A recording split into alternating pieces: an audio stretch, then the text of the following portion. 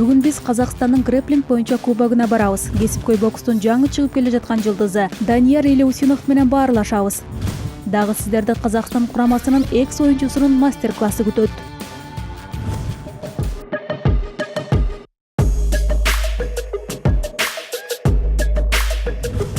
Казакстандын грэпплинг боюнча кубогуна кош келиңиздер. Бүгүн мында Азия чемпиондугуна өлкө атынан бара турган 1-номердеги курама аныкталат. Бул жерге Казакстандын бардык аймактарынан 300 спортчу чогулган. Биз грэпплинг эмне үчүн мода экендигин айтып беребиз.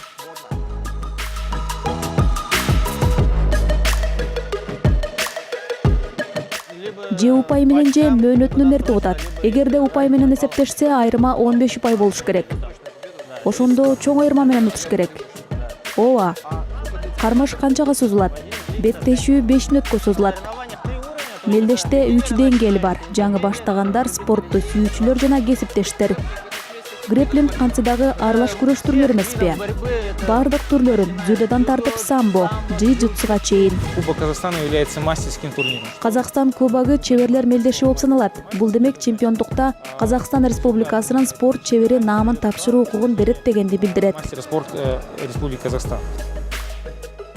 Грэпплинг АКШда пайда болгон. Биринчи мелдештери өткөн кылымдын 95-жылдары өткөрүлө баштаган. Бирок мындай аралаш күрөш беттешүүлөрү 20-кылымдын башында эле пайда болгон. Түгүл ошол мелдештердин бирине биздин Кажымукан Муңайтпасов дагы катышкан. Есть один очень знаменитый момент в его жизни.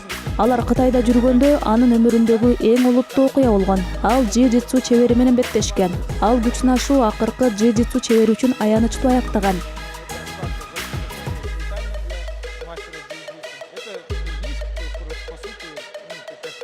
Мындай алганда бардыгына уруксат берилген. ММА форматы. Бизде чыкканак кол бут менен сокку жасоого болбойт. Условно, удары какие-то ногами, руками, локтями и так далее. Мына бизде биринчи жеңүүчү бар. Бул баланын аты Дархан. Ал 71 салмак категориясында утту. Жеңишиң менен куттуктайм. Рахмат.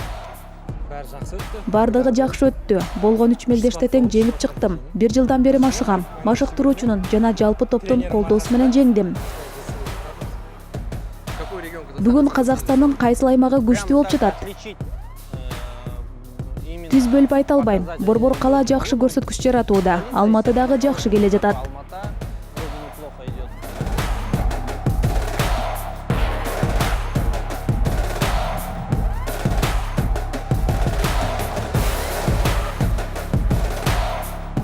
Аягон айында Астанада грэпплинг боюнча чемпиондук болуп өткөн. Анда Казакстан курамасы 24 кураманын ичинен 2-орунду жеңип, жакшы ийгиликтерди жаратты. 1-орунду Орусия курамасы утуп алган. Жигиттер менен катар эле кыздар дагы жакшы көрсөткүчтөрдү жаратууда. Аларды кара күч басымы таптакыр коркутпайт. Азия чемпиону Галия Сейилдаева өзүнүн күчтүүлүгүн Казакстан кубогунда дагы далилдеди. Грэпплингди тандаган себебим бул. Мен грэпплингди тандаган себебим мында олуттуу жаракат алуу тобокелдиги анча эмес. Этин көгөрбөйт. Кыздар үчүн абдан маанилүү. Кыздарга калыпты деген заттар бул жерде жок. Грэпплинг акыркы жылдары болуп көрбөгөндөй тездик менен кеңири таралууда. Биздин өлкөнүн дээрлик бардык аймактарында федерация өкүлдөрү бар. Грэпплинг менен джиу-джитсунун эмне айырмасы бар? Если в целом говорить, то грэпплинг и джиу-джитсу. Эгерде шарттуу турда айтсак, грэпплинг менен джиу-джитсу ага ине сыяктуу. Эрежелерде айырмалар бар. Эгерде грэпплингде тик туруп күрөшүү колдоого алынса, джиу-джитсуда күрөш партерде гана болушу мүмкүн. Практически вся схватка может проходить в партере.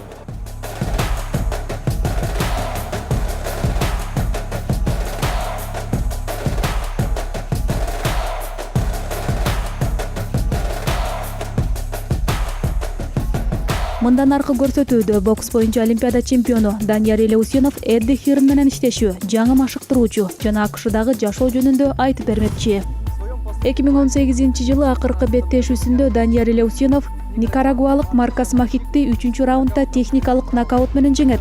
Азыр анын эсебинде 5 беттешүү бар жана мурдагыдай эле эч утулбай келе жатат. Ал өз салмагындагы эң келечектүү кесипкөй катары саналат.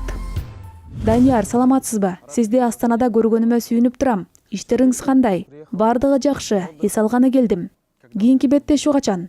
Следующий бой примерно планируется в феврале. Кийинки беттешүү 1 айдын ортосунда же аягына болжолдонгон. Ага даярданууга жетишүү үчүн 3 айында барам. Уже, чтобы где-то 1,5 месяца у меня времени было, чтобы подготовиться. Дээрлик 1 жылдан бери кесипкөй бокстасыз. Жашоо канчалык деңгээлде өзгөрдү? Ну, профессиональный бокс сам по себе это другая жизнь в плане спорта. Кесипкөй бокска баруунун өзү эле таптакыр башкача жашоо, башка спорт түрү десек болот. Раунд көп, кол кабы дагы башкача, уюштуруу дагы башкача өтөт. Бокс кечеси көңүл ачууга көбүрөөк окшош. Ал кызыктуу, мага жагат. Это шоу больше. Интересно, мне нравится все. Басым көбөйдү. Каждый боксер действительно он профессионал, он сам по себе. Ар бир мушкер өзүнчө бир кесипкөй, өзүнчө машыгышат. В этом плане не зависит, как у нас сбор. Ал бул жагынан биздин курама сыяктуу промоутерден көз каранды болбойт. Мындай бизде жок. Ар ким өзү даярданат. Эң башкысы ага мелдеш күнү салмак категориясы айтылат. И весовой категории лимит, да? Сапарга көп чыгасыз, башка залда машыгасыз. 2,5 ай АКШда өткөрдүңүз. Тренинг камп, как говорится, по боксерскому. Машыгуулар Камп Флорида, Майами, Бока Ратондо өтөт. Акыркы жолу Дель Райеде болдум. Абдан жакшы жана ыңгайлуу зал. Мушкерге керектүүнүн бардыгы ал жакта бар. Удобный зал. Все, что именно для боксера, все, что нужно, там есть, в принципе. 2017 жылдын башында сиз кесипкөйлүккө өтүүгө аракет кылгансыз. Анда сизге эмне жол тогулду? Те же ребята, в принципе, обращались, мои же менеджеры, которые являются. Контракт был. Анда дагы азыр менде менеджер болуп иштеген балдар бар болчу. Келишим материалдык жактан жакшы белгиленген. Беттеш үчүн чоң сумма коюлган. Олимпиададан кийин мындай келишим алуу эң сонун болмок. Анан австриялык компания акчасы жоктугун айтышты. Эч ким билбейт. Австралийская компания, у него нету денег, никто не знает. Видимо, инвесторами. Мен түшүнгөн боюнча кытайлар инвестор болмок. Акыркы көзүрмөмдө алар иштешүүдөн баш тартышты. Инвестордун дагы өзүндө акча жок окшойт. Анан келишимди үзгөнгө туура келди. И контракт разорвать пришлось тоже. Азыркы тапта Эдди Хирн менен кызматташып жатканыңызга канаттанып жатасызбы? Мен абдан ыраазымын. Ал балдар мага жакшы келишим алып бергендиги үчүн дагы рахмат айтам. Ал өз ишин жакшы билген кесипкөй, көрүнүп турат. Ай сайын бокс кечесин өткөрөт. Бул акыл айный турган иш тартиби. Кесипкөй мушкерге эмне керек? Аларга беттешүү керек. Андыктан беттешүүлөр үзгүлтүксүз болуп турат. Ал мага жагат. Частые бои, в принципе, есть, нормально. Чемпиондук беттешке чыгуу үчүн сизге дагы канча мелдеш керек? Сейчас у меня идут рейтинговые бои. Азыр менде рейтинг беттешүүлөрү болуп жатат. Андан кийин 10 раунддук мелдештер күтүлөт. Анда алгач аймактык, кийин континенттер аралык мелдештерге чыгабыз. Менимче ошол кур үчүн мушташа баштаганда карьерада жогорулоо тездейт деген ойдомун. Как начну за пояс уже драться, региональный, потом интерконтинентальный, и дальше уже побыстрее пойду.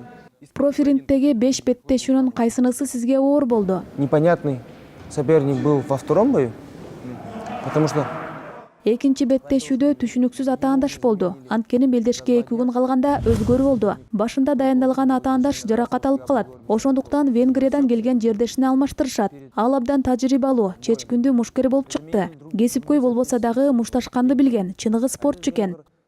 очень опытный, такой непредсказуемый боксер. Да, он Айрым беттешүүлөргө аны токмок жедир үчүн алып келишкен. Ал болсо тескерисинче жеңиш менен кайткан. Мындай атаандаштар кооптуу. Алар эч нерседен коркушпайт. умеет драться, умеет, боец реально. Вот такие соперники очень опасные, честно говоря. Им нечего терять. Казакча кылганы деген никнеймди ким ойлоп тапты? Анын тарыхы кандай? Это прозвище дал сам Эдди. Ал кайманатты Эдди өзү сунуштады. Биз талашып отурган жокпуз. Казак чагылганын колдодук. Биринчи күндөн ошондой кетти. С первого дня. Теренс Кроуфорд сиздин салмактагы эң башка атаандашпы?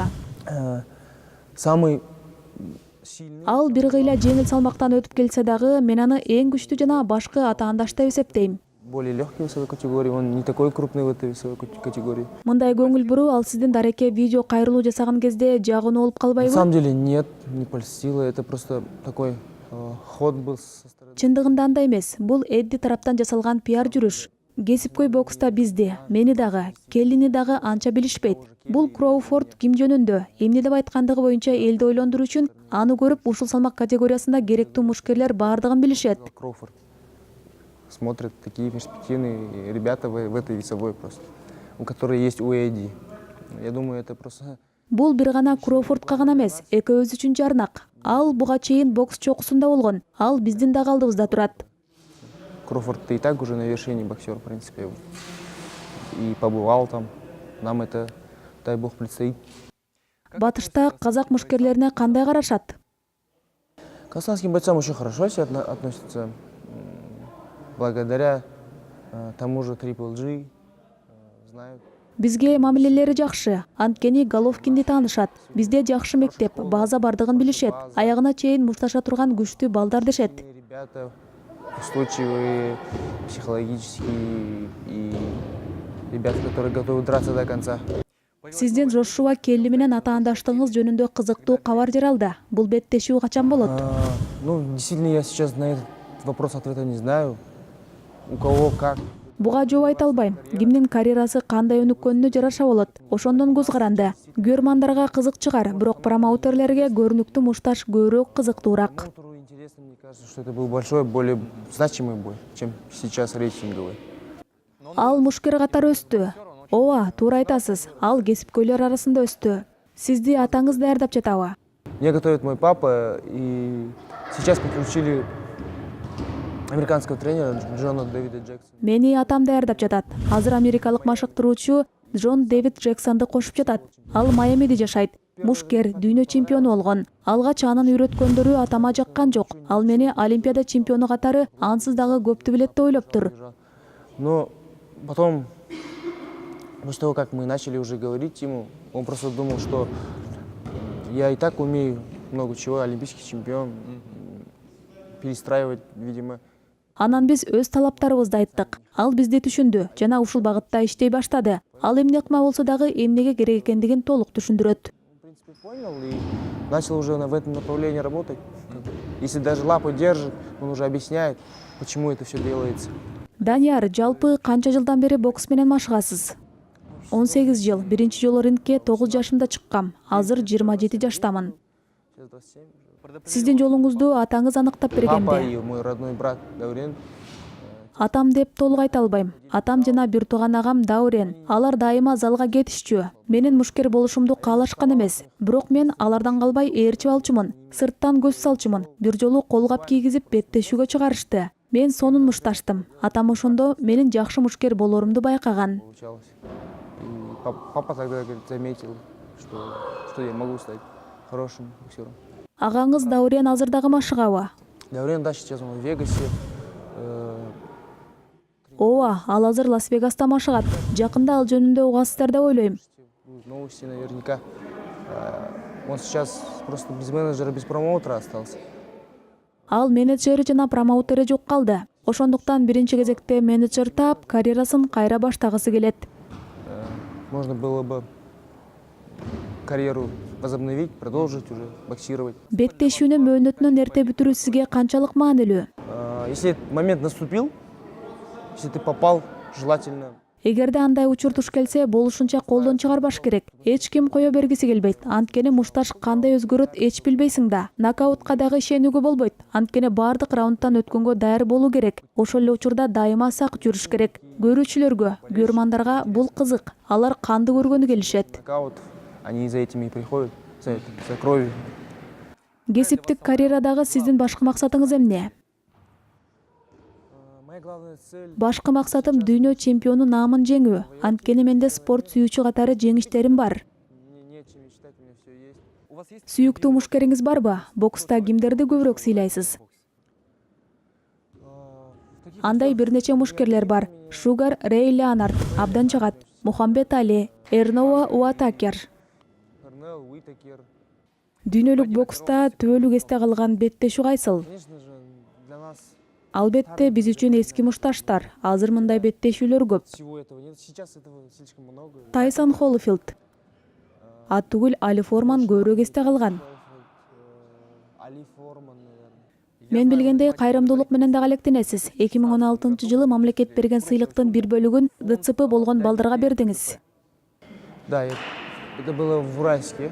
В Уральске мне Ооба, бул Уральскиде болгон. Шаар акими мага сыйлык бөлгөн. Жана мен ал акчаны балдарга бердим.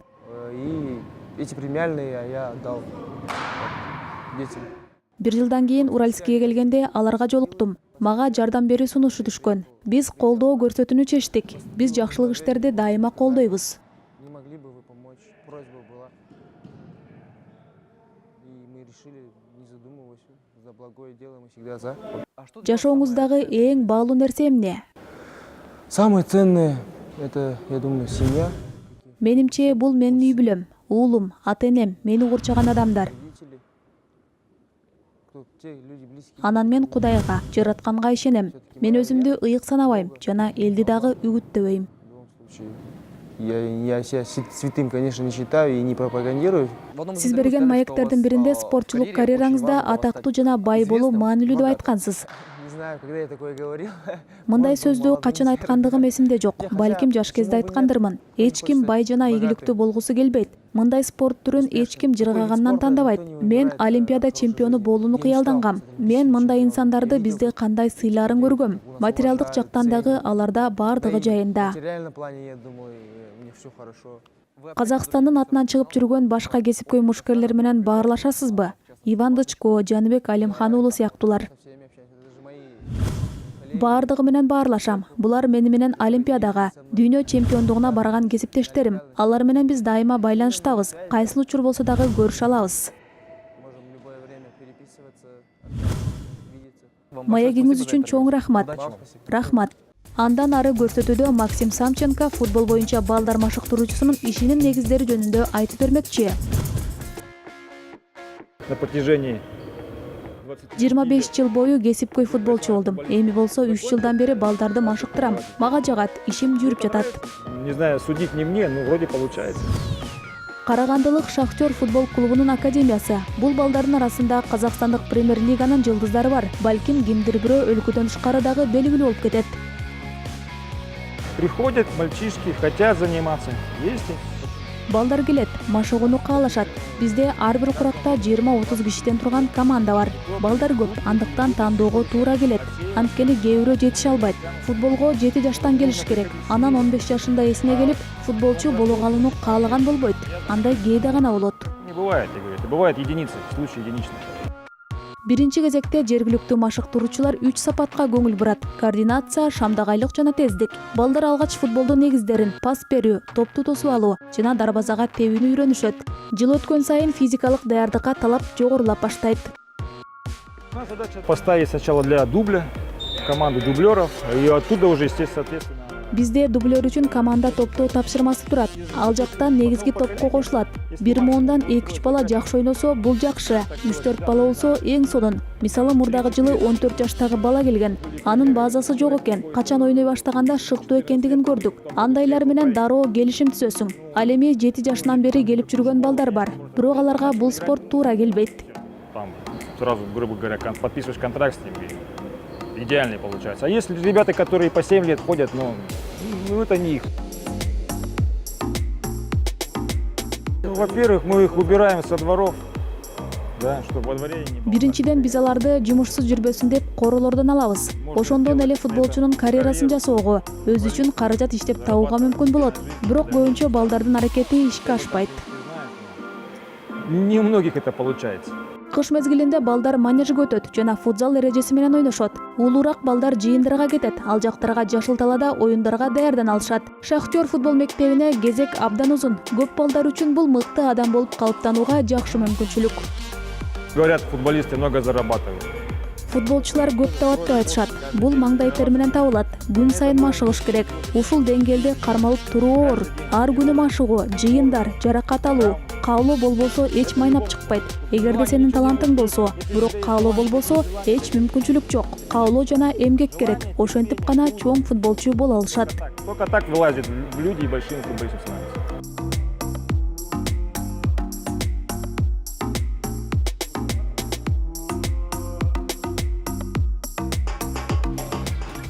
Көрсөтүүбүздү апта видеосу рубрикасы жыйынтыктайт. Америкалык Ричард Бреннинг дүйнөлүк жаңы рекорд коюу үчүн жардам бере турган досторун чогулткан. Бул жерде ал 1 мүнөт ичинде 30 бай алышы керек. Ричард аны жеңил бут кийимчен аткарды.